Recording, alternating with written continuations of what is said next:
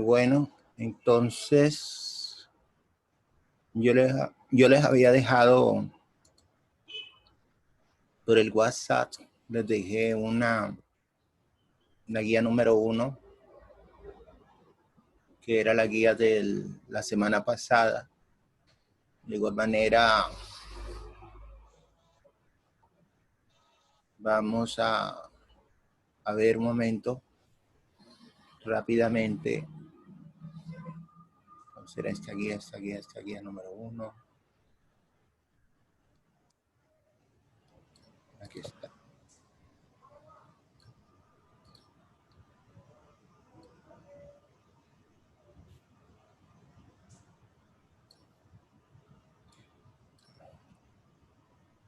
Sería básicamente recordar lo que nos tiene a nosotros el estudio de la física.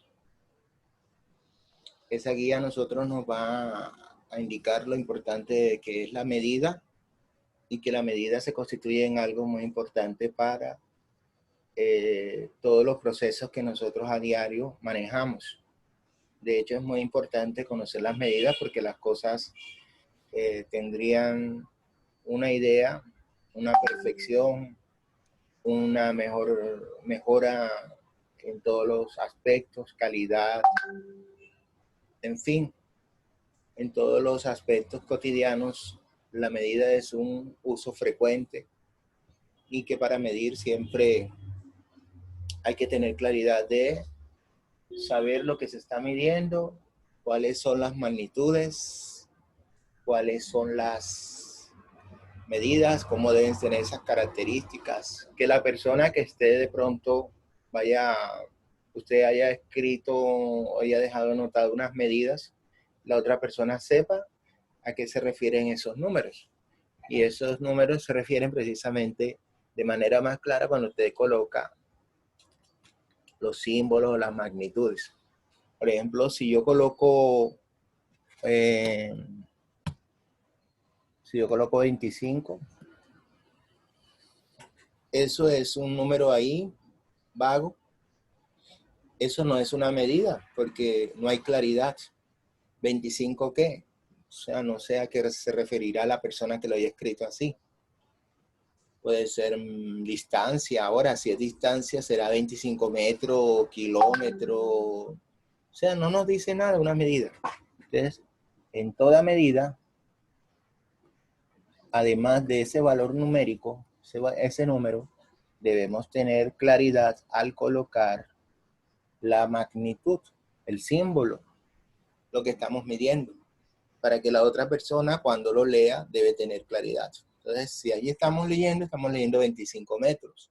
La otra persona que haya leído lo que tú dejaste escrito, entiende que de pronto tuvo que estar midiendo un largo, un ancho, una magnitud de longitud, más que todo. Básicamente es eso. Ese es el principio de la física, el principio que tienen hasta los científicos, porque con esas medidas ellos determinan una información importante para hacer un estudio. Fíjate, por ejemplo, cuando estudian el fenómeno social que estamos viviendo actualmente, el COVID. ¿Por qué es importante de pronto medirlo? Porque más o menos se llevan la idea los profesionales de la salud en cuanto a las camas de las unidades de cuidado intensivo UCI, que no son una para cada, si hay 1 millón de habitantes en ese país, no va a haber 1 millón de camas de esas UCI para cada personaje que está viviendo en ese país. Lamentablemente eso es limitado, son contadas. Entonces, ellos tienen que hacer las estadísticas para poder más o menos tener una idea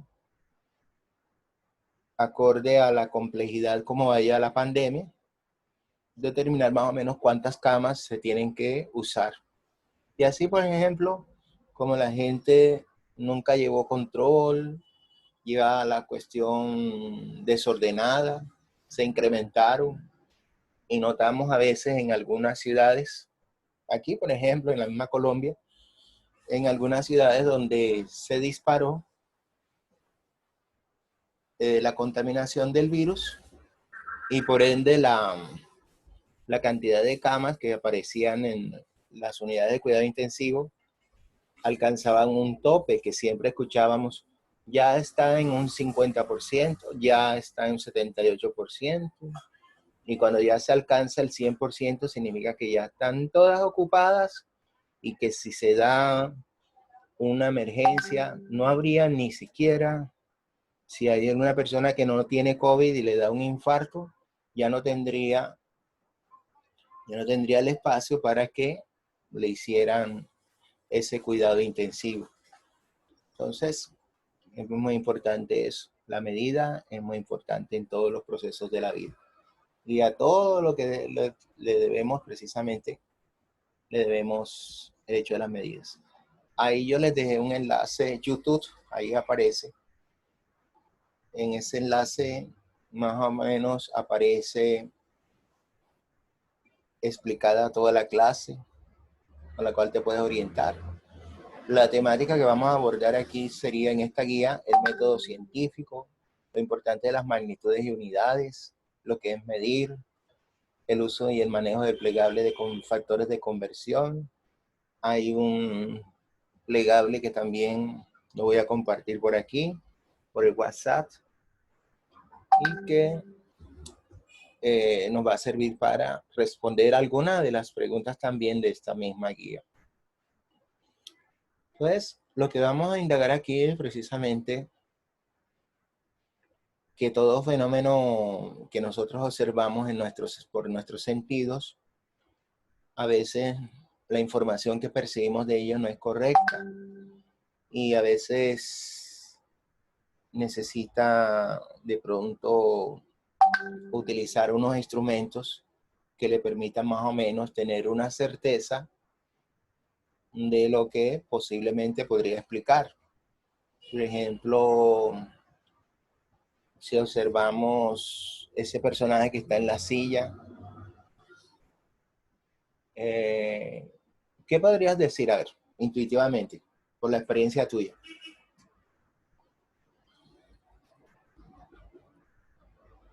¿Qué podrías, a ver? ¿Qué podría decir sobre el personaje que está en la silla? Así tal cual. Pues que el tipo está enfermo. El tipo está enfermo, correcto. Y lo más convencional, si está enfermo, ¿es qué? ¿Qué puedes identificar por los instrumentos que observas? Pues tiene pañuelos, tiene un termómetro y tiene un coso de esto para refrescar la cabeza, para enfriarla. ¿Y qué es lo que inmediatamente piensas cuando tiene Tiene fiebre? Eso es lo preciso. Eso es lo preciso. Porque tenemos unos malestares generales, tiene unas características, tiene algo que siempre busca bajar ese exceso de temperatura. Bien, pero fíjate, yo puedo ser una persona en estos momentos normal, me pongo a trotar, hay un sol tremendo, digamos así, que el día está bien radiante, tiene mucho sol, estoy en la calle, duro mi buen tiempo frente al sol, sube la temperatura de mi cuerpo. Si yo me midiera la temperatura con el termómetro y haría la misma gracia que tiene el señor ahí, ahora en estos momentos que está sentado, el señor tiene fiebre y se ve reflejado en el termómetro, que es el instrumento, es la tecnología. Va a reflejar la temperatura a 37,5, 38, que es lo que ya indica fiebre. Me mido la temperatura. Yo, después de ese solazo, y también voy a tener una temperatura, 37 grados, 38 incluso. Hay una diferencia entre el señor y yo. La diferencia es que él está enfermo, pero yo estoy sano. El problema es que yo estoy a más temperatura debido a la insolación que he vivido. Entonces, por lo tanto, una persona que nos compara, que no nos vieron, nos compara y con solo medir la temperatura con el termómetro, registramos la misma temperatura. La persona va a decir, los dos tienen fiebre, los dos están enfermos. Fíjate que funciona para uno, pero para el otro no funciona. Para mí no funciona porque yo no estoy enfermo. Simplemente que tengo mucha insolación. Entonces, esa es una razón importante de que, además de medir, necesitamos conocer características cualitativas y no solamente cuantitativas. De pronto el número te dice, ok, la temperatura, pero las características físicas, si se ve con los ojos caídos, si además de eso tiene un desánimo, no van a ser las más características que tendría yo si estoy insolado. De pronto tengo así desespero porque quiero tomar agua para poder refrescarme, o comienzo a sudar excesivamente. El sudor es lo que me va a ayudar a bajar la temperatura. De hecho, es algo que equilibra el cuerpo, evita que el sudar te evita que se te suba demasiado la temperatura. Entonces, ahí descubrimos por qué importante es medir. En la guía podemos observar que hay unos espacios en blanco. Esos espacios en blanco, naturalmente ustedes deberán llenarlo, deberán consultar qué es la investigación. Es la consulta que ustedes deben realizar. Por lo menos medir es simplemente como comparar algo para tener una idea, una certeza de esa propiedad, ya sea cuantitativa, para complementar la cualitativa. Y así utilizamos diferentes instrumentos para medir. De pronto para medir la longitud, que es el metro. Para medir podemos también la balanza, que se utiliza para medir la masa. El cronómetro, que utilizamos para medir el tiempo. El mismo termómetro nos sirve para medir la temperatura. Y así van a haber otras cosas que se pueden medir. O sea, todo se puede medir. Menos hay unas características que no se pueden medir. Por ejemplo, los sentimientos no se pueden medir. Los sentimientos son cualitativos. Son más características propias de cada individuo, pero no se puede decir. No puedo decir que tengo un termómetro de cuánto odio le tengo a una persona o cuánto amor le tengo a una jovencita o una persona importante para mí. Son cosas que no se pueden medir, por eso son las sensaciones, los sentimientos son de pronto muy complejos y no se pueden como tal medir una característica cuantitativa. Aquí tenemos, dice, cuando se puede medir aquello de lo que se habla y se puede expresar en números, se conoce algo acerca de ello. Lo decía Lord Kelvin.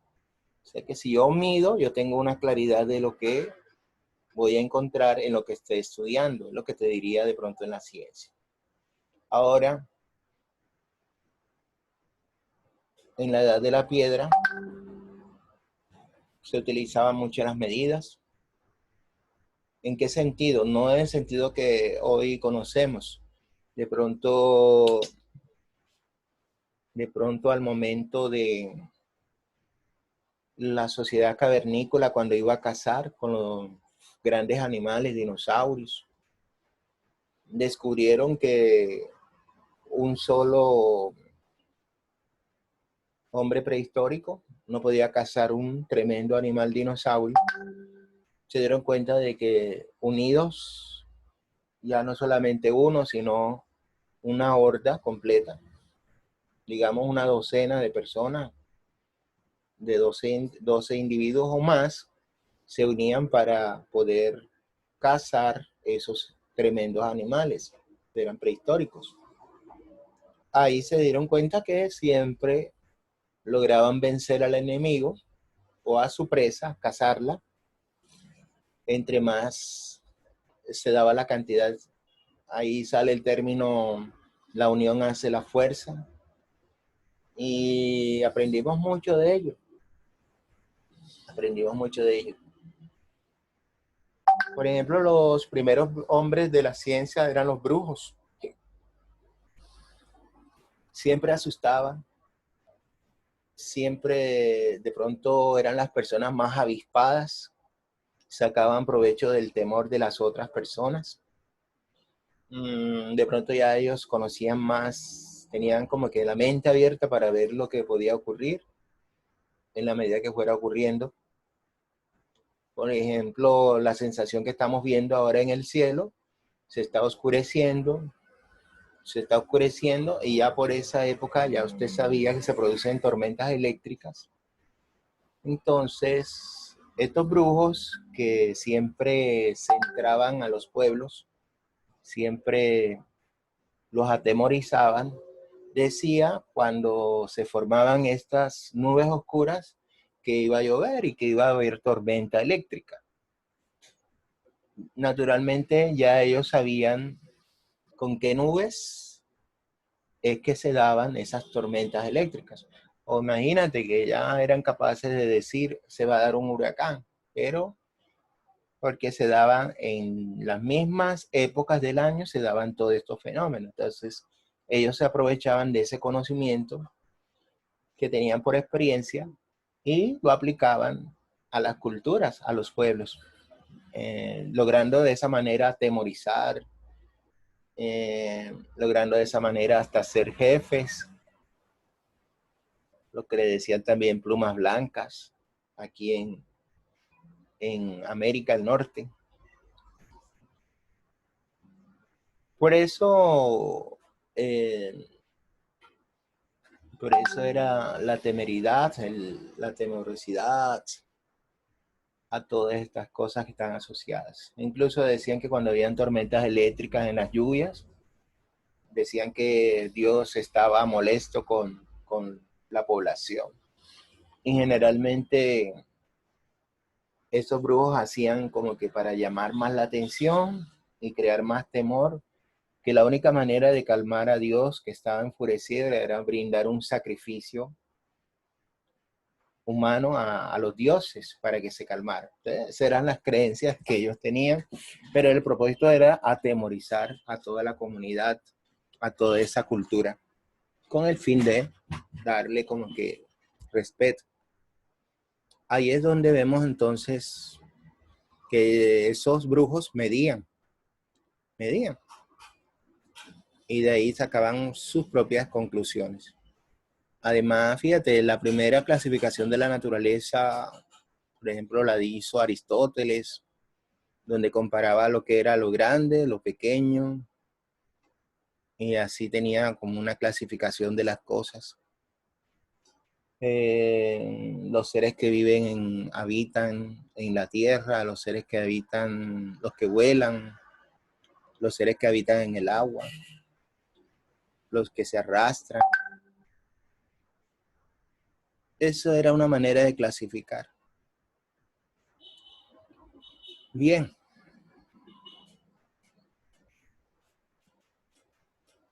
Aquí surge el término comparativo en esta actividad que aparece abajo, de acuerdo a la estatura de las personas A, B, C, D, E que aparecen en la figura. Ordenar en forma ascendente las estaturas. Hay que entender ahí el lenguaje cotidiano que significa ascendente y que significa lo contrario, que es descendente.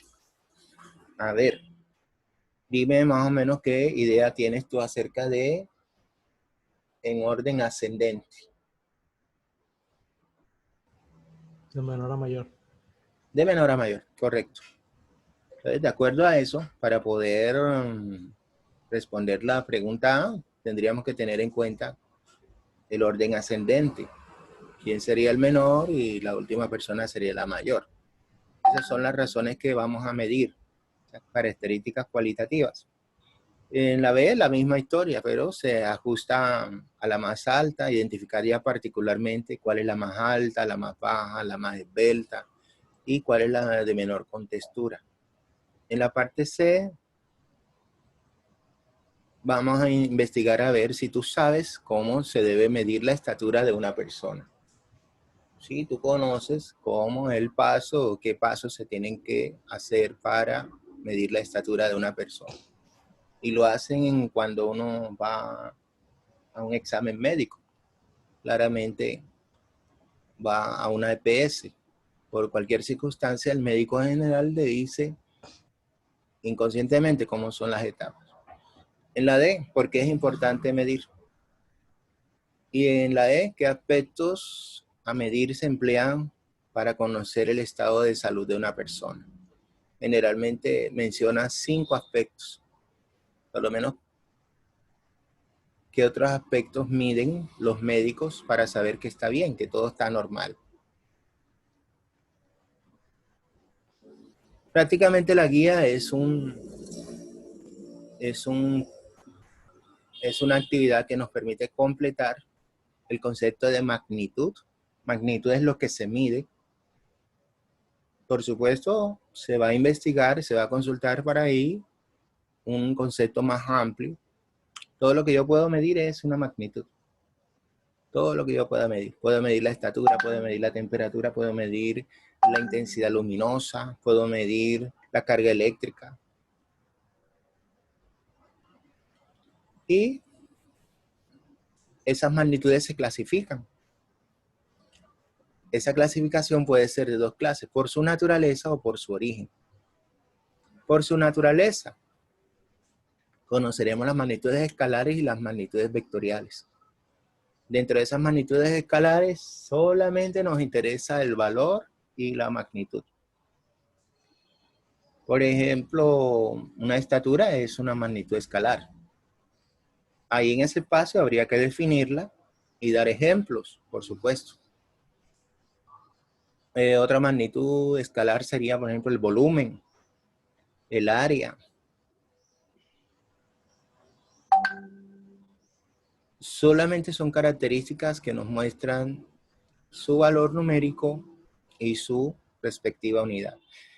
Y cuando ya hablamos de la segunda clase de magnitud por naturaleza, tenemos las magnitudes vectoriales. Y en las magnitudes vectoriales tenemos unos elementos claves que son los llamados vectores. Los vectores, para que tengas una idea, son elementos que tienen esa apariencia,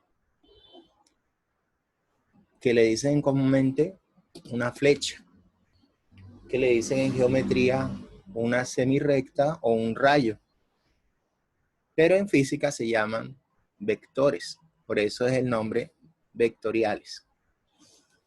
¿Y qué es lo que te indica a ti una flecha? A ver, digamos, si yo te estoy dibujando esa flecha, ¿es que te estaría indicando algo? Señalar. Está señalando, exacto. Y con solo el hecho de señalar me está indicando a mí una dirección.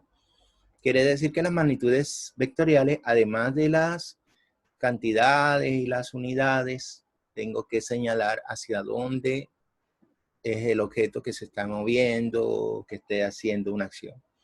Por ejemplo, cuando yo veo un auto moverse, yo digo, bueno, se está moviendo a 80 kilómetros por hora. Ok, 80 kilómetros por hora. Tienes una idea en la mente de que se está moviendo rápido. Pero hay otra cosa, si tienes la mente abierta dirás, bueno, pero sí, ya yo sé que esa es la velocidad, pero ¿hacia dónde se estaba moviendo? ¿Hacia la derecha o hacia la izquierda? ¿O hacia arriba, hacia abajo? Entonces, fíjate, ya con ese detalle adicional, le estamos como que dando el sentido. Entonces, ya hablamos de la velocidad como una magnitud vectorial. Ese sería un ejemplo. La aceleración, la misma historia. Sería una magnitud vectorial característica del movimiento. Ahí, en ese ejercicio que dice, determina si las cantidades son escalares o vectoriales, A, fuerza, B, fuerza, C, área, fuerza, velocidad y masa. Ahí al lado tienes que colocar si es una magnitud escalar o si es vectorial, según el caso. La otra manera de clasificarla serían por su origen. Vamos a tener magnitudes fundamentales, como su nombre le indica, allá lo vas a encontrar. A fundamentales son aquellas que se utilizan para representar las medidas que nosotros conocemos, que es las que medimos directamente. En el cuadro podemos darnos cuenta que son utilizadas 7 magnitudes. Al lado de cada magnitud hay una letra, si la puedes apreciar. Ese es el símbolo. Porque nosotros en física no vamos a ser más bobitos. En física se acostumbra a utilizar en símbolos los conceptos o las características de esas propiedades que nosotros encontramos en los conceptos. Así, longitud, no vamos a escribir la palabra longitud, sino que simplemente utilizamos la letra L mayúscula. ¿Cuáles son las otras? ¿Me podrías colaborar ir leyendo las otras? Masa M, tiempo T, intensidad de corriente I, temperatura T, intensidad luminosa y cantidad de sustancia X. Exacto. Ahí hay algo que se puede confundir. ¿Qué sería?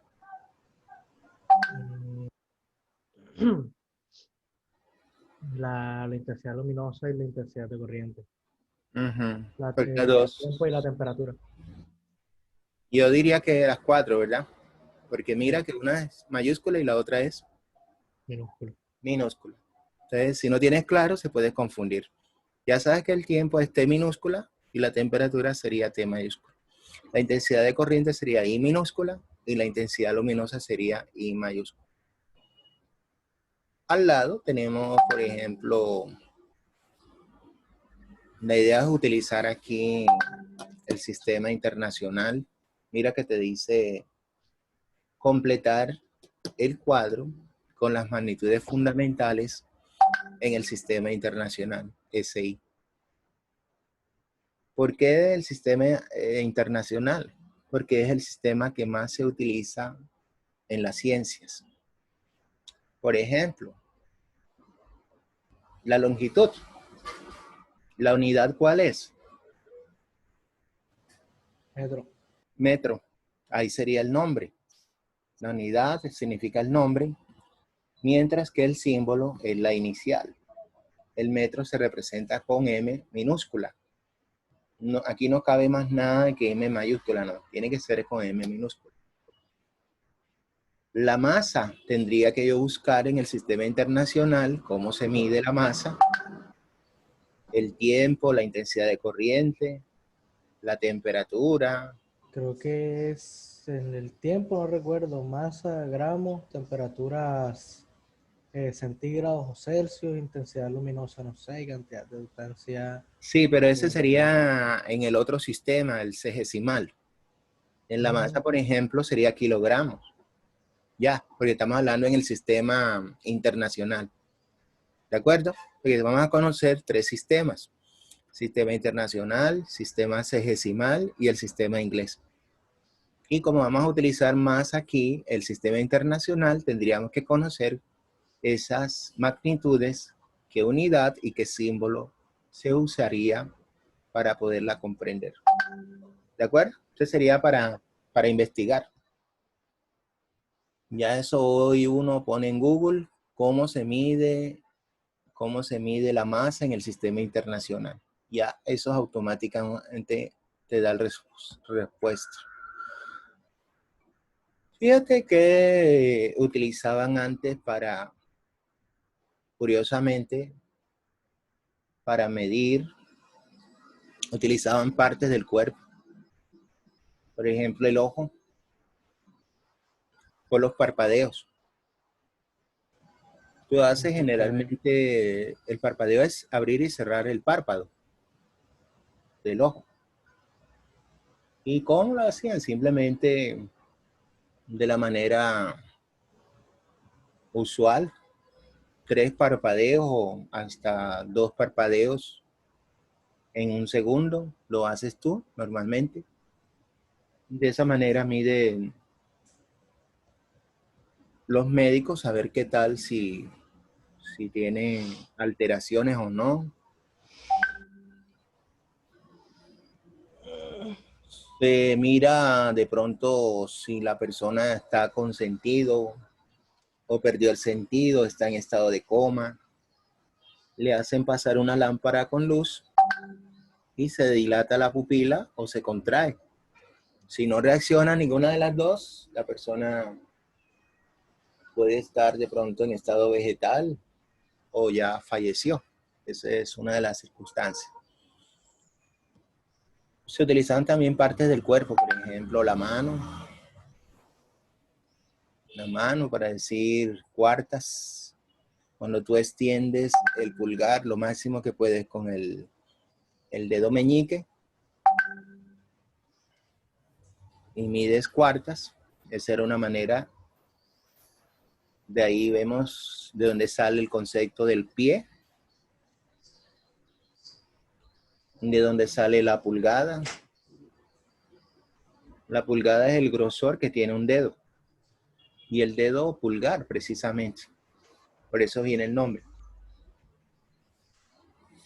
¿Y qué colocaban? Colocaban y contaban el número de dedos pulgares a lo largo del pie. Y esa era la medida que dio origen de que un pie tiene 25 pulgadas.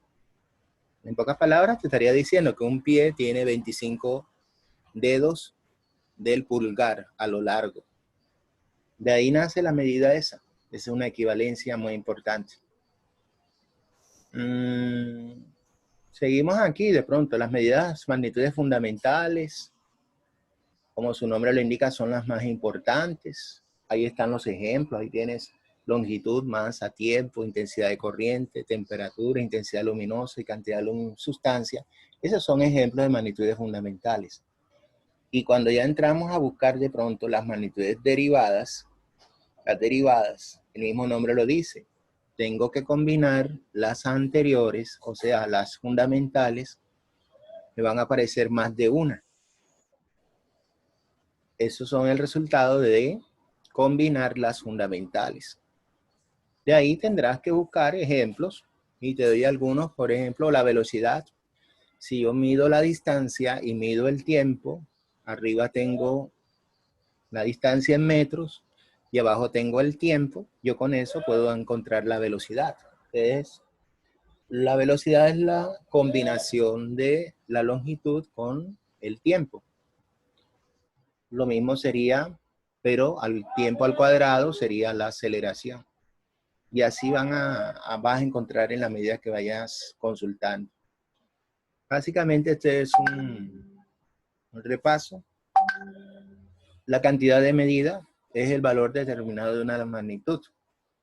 Así se miden las magnitudes, por ejemplo la masa es igual a 20 kilogramos y eso lo debemos entender así.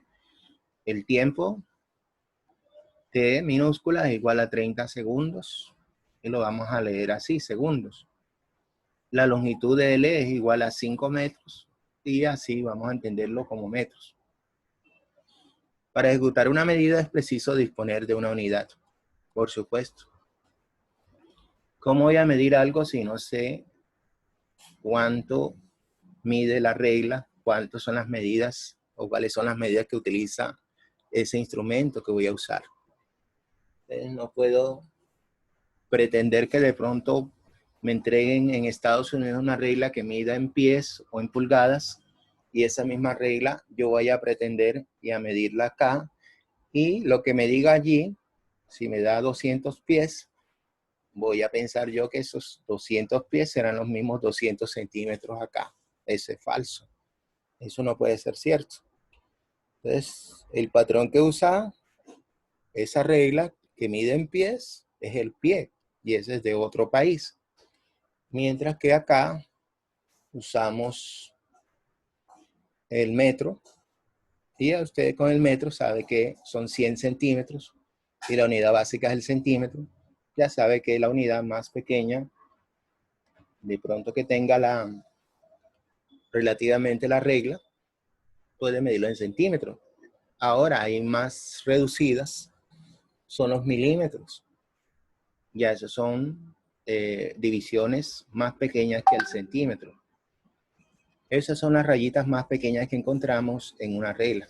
Entonces, por eso es importante, aquí nos definen a continuación la unidad patrón. Toda unidad patrón ha de poseer una condición fundamental. Eso no puede ser cambiable, debe ser invariable. Invariable quiere decir que no va a cambiar.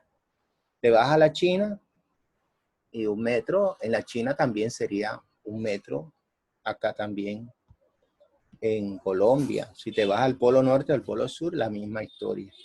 No debe cambiar. Por ejemplo, ahí en la regla que vemos ahí en la figura,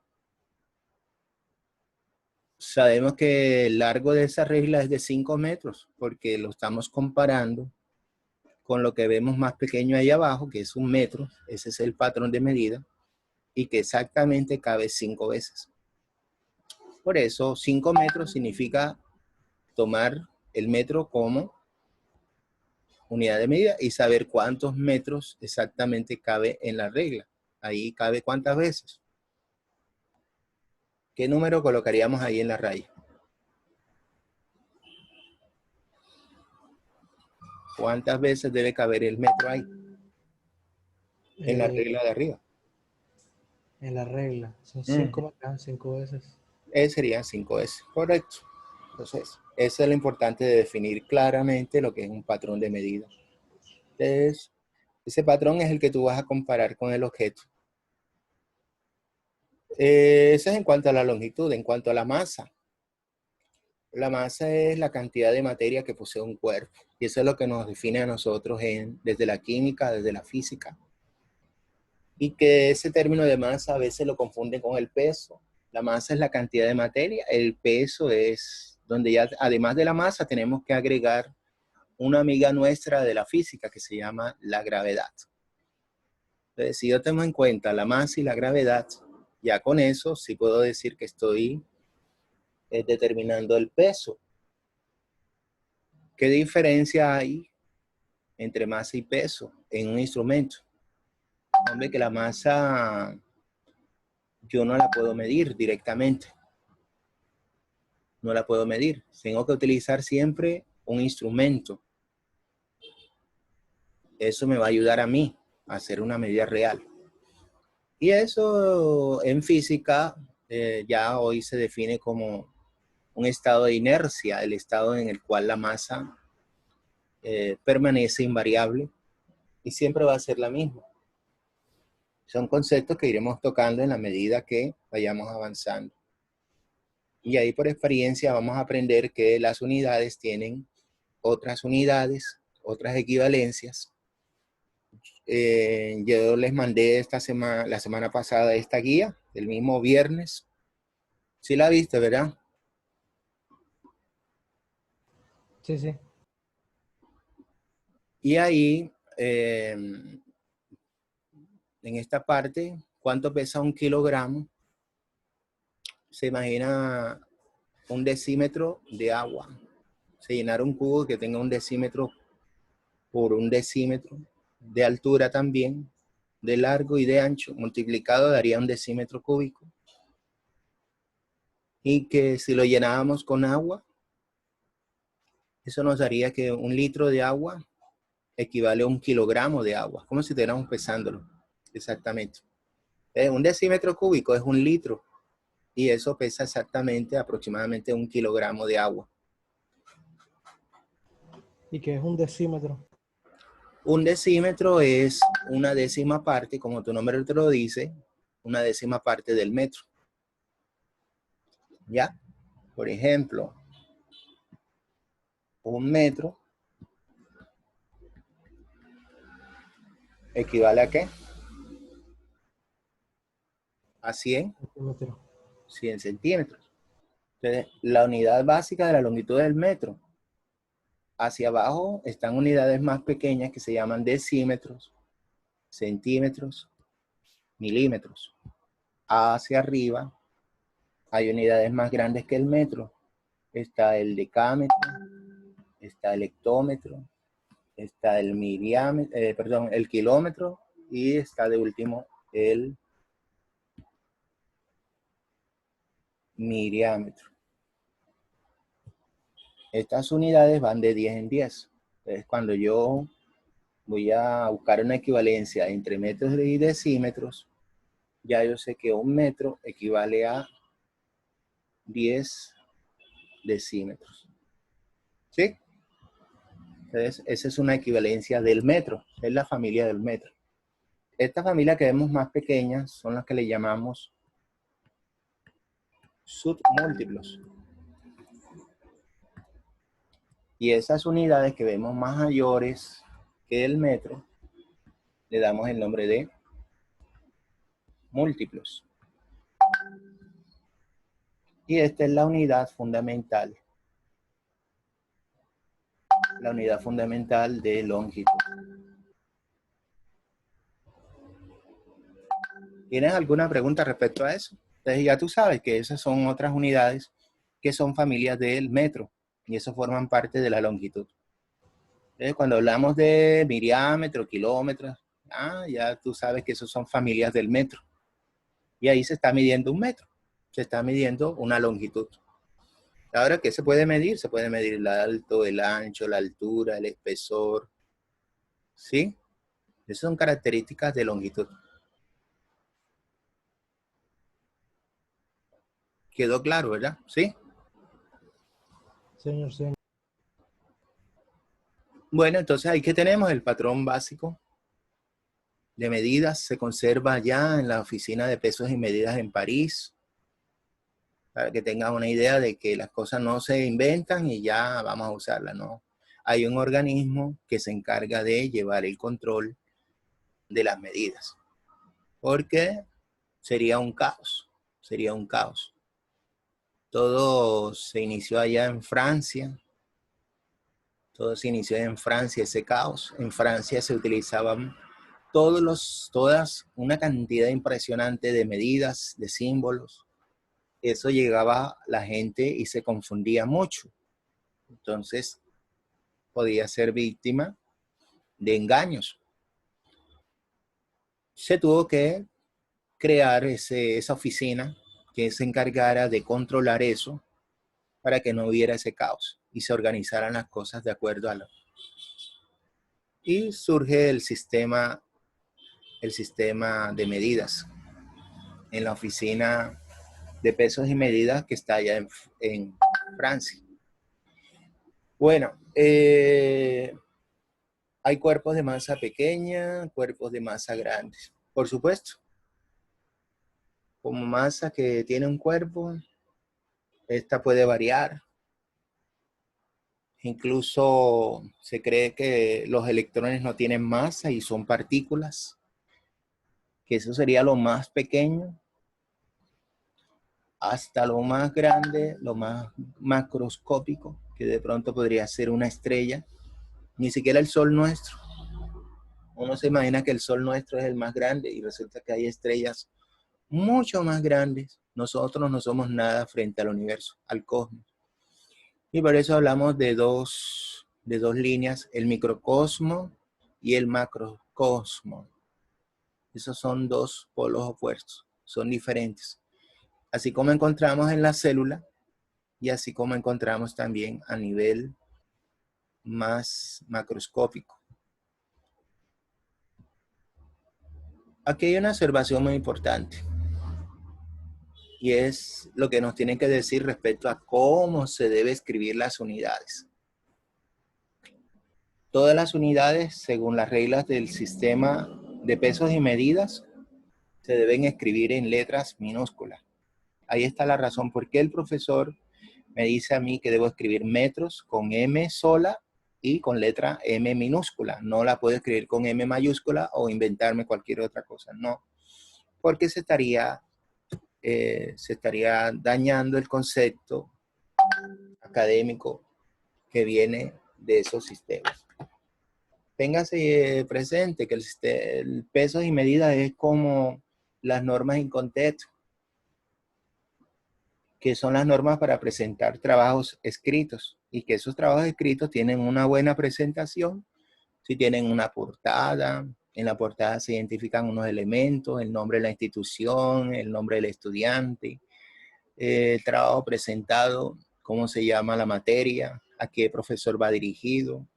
De pronto al final allá abajo, la ciudad, Barranquilla, y al final le coloca la fecha. Esa es una hoja de presentación. Eso tiene un protocolo. Eso es lo que le decimos un protocolo. Y eso, ¿para qué me sirve, profe? Porque es una manera inconsciente de una hoja de vida. Una hoja de vida es una presentación.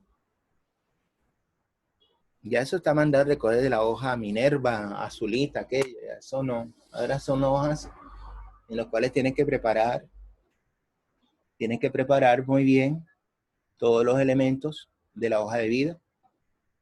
Así, también los ¿Qué es trabajos eso? La hoja escritos. verde y la hoja Minerva. ¿Qué es eso? Si ya eso lo utilizan ya como para empleos de que requieren rapidez, y ahí no hay, requiere nada. Entonces, así como es de rapidez, así también usted se dará cuenta la calidad de trabajo, a pesar de que sea muy humilde, de todos modos, son empresas que de pronto no pagan muy bien, en algunos casos, son demasiado grandes también, sí, que requieren un personal que nada más es por tiempo para salir del paso. De igual manera, las personas no van a retener en esas empresas la hoja de vida, porque sería mucha contaminación por papel. ¿Sí? ¿Sí recuerdas esas hojas azules, verdad? No del todo. ¿Sí? No, Bueno, no del todo. no. Ah, bueno. De todos modos, cuando vayas en una papelería te das cuenta que hay unas hojas azules, azul cielo, son formatos de hoja Minerva. ¿Por qué comento esto? Porque acá es como mirarlo, cómo yo escribo las unidades, los símbolos los escribo en minúscula, pero hay una regla, toda regla tiene una excepción. Eso es algo que siempre es cierto. Hay unas unidades que solamente se pueden escribir con mayúsculas, que son las que llevan los apellidos de algunos personajes importantes. Por ejemplo, ahí mira, tienes el ampere, el Kelvin, Newton. Esos son ejemplos de los tantos que encontramos, que ahí sí tienes que escribirlo con letra mayúscula. A mayúscula, Kelvin con K mayúscula, Newton con N mayúscula. ¿De acuerdo? Entonces, para que lo tengas presente. Entonces, hay cantidades demasiado pequeñas. Mira, eso que te aparece en el cuadro abajo. Eso sería un 0,0000. ¿Cuántos ceros? Una cantidad de ceros impresionante, kilogramos. No se podría uno imaginar. Y eso sería, según lo que vemos en la figura de abajo, sería lo que podríamos decir como que el tamaño en masa de un electrón. Eso es lo que tiene un electrón de masa. Eso ni siquiera llega al cero completo. Comparado a lo más grande de una estrella, por ejemplo, ahí están tomando el Sol.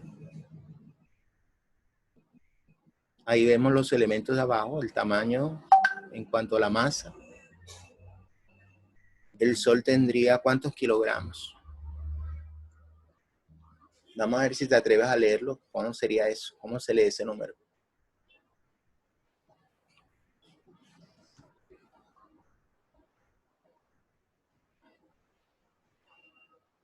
Al final tienes que colocarle kilogramos. Ahí lo alcanzas a ver. Sí, sí. A ver. Imagínate que te pagaran eso en dinero. ¿Cómo leerías tú ese número? Espere, espere, espere.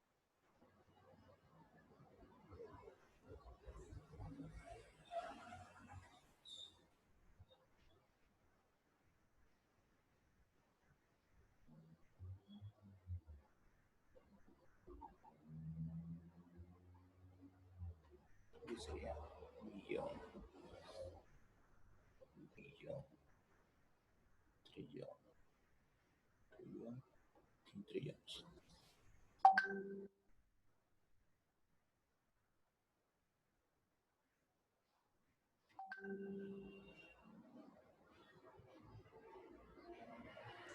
Si no estoy mal, creo que son 2 trillones de kilos. 2 trillones. Vamos a ver. Por experiencia ya sabemos que 6 ceros representan 1 millón, ¿verdad? Sí. Bueno, vamos separando ahí de millón y millón. Hasta aquí sería 1 millón. Vamos a ver. Vamos a ver.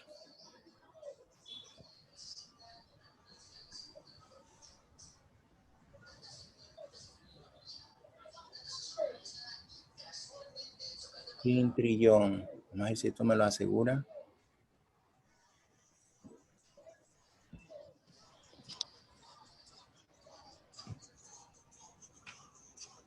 Hasta aquí sería millón. Millón. Uy, que se corre esto. A ver.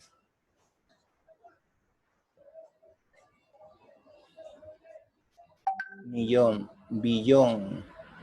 Billón llevaría 12. 18 sería trillón. Y 6 más, cuatrillón. Y 6 más serían quintrillones. Serían 2 quintrillones de kilogramos. 2 quintrillones de kilogramos. Porque cada millón tiene 6 ceros. Entonces comenzamos así. Millón, billón, trillón, cuatrillón, quintrillón. Una manera de contar. Ahí abajo nos podemos dar cuenta la comparación de las masas de algunos objetos, de algunas personas, para tener una idea más o menos comparativo de las cosas. Bien.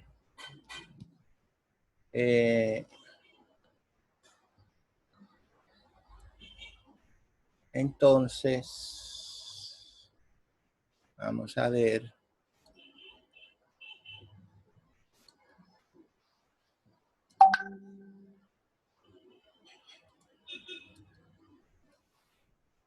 Creo que es ahí.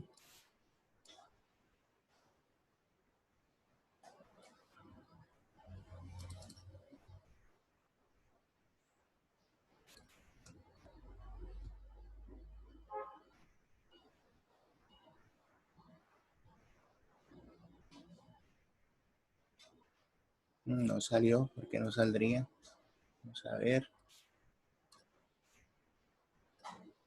Se supone que debe haber salido. Voy a borrar aquí. Borrar el lienzo.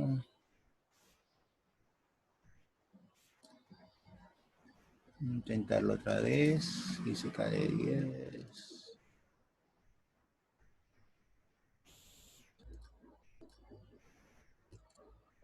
Y acá lo que veríamos nosotros, que es la parte de aplico. Les estoy mostrando ahí más o menos que son preguntas tipo IFES. Es un taller que ya está resuelto. Es para que estudie la manera, cómo se va a responder la parte que les toca siguiente, que es la parte evaluativa. Ahí están resaltados en amarillo y en azul cuáles serían las respuestas de acuerdo a eso. Hay una pregunta planteada y de acuerdo a ella se orienta uno para responder la parte final. Entonces, eso que está anterior, cuando te lo estudies bien, lo veas bien, cómo se soluciona y por qué las respuestas, habrá a continuación la parte de evalúo, que es la que tú tienes que desarrollar. ¿De acuerdo? Que ese son un cuestionario también tipo IFES. Es decir, 10 preguntas que están relacionadas con toda la guía. Eso es básicamente la guía, ¿oíste? Bueno. Bueno, entonces dejamos hasta ahí, que esa es la parte que les tocaba precisamente desde la semana pasada. Es tratar de entregar eso antes del lunes, porque ya eso ya es un tema viejo. ¿Oíste?